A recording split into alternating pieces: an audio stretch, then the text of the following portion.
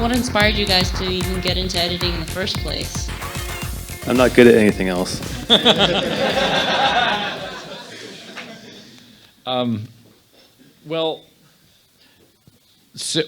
I started when I was in fourth grade, and my friends and my brother and I used to make these Super 8 movies, and my mom made us a Spider-Man costume, so I was making these Spider-Man movies when I was in fourth grade, and I had to edit them to make them work because obviously you realize you can't just shoot them in camera, and I realized, I need to be able to make these changes, and so that's when I kind of discovered it, and it was ironic that, or I guess it's apropos that like I'm still doing the same thing, is trying to fix the Spider-Man scene, but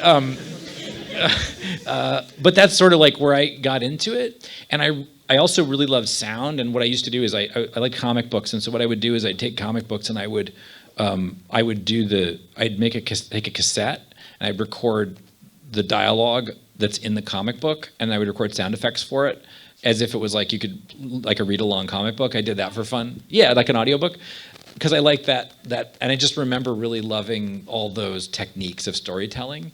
And then when I was in high school, I was like, oh, maybe I'll be a journalist. I got really into journalism, and I like to write, all that sort of thing. And finally, it was like the time came to, it's like, what am I going to do? Where am I going to go to school? And what am I going to study? I had to make a decision. And I just like, you know what, I got to go with the thing that I love to do the most. And I went to film school, and it was the best decision. And I didn't think who knew if it was going to work out?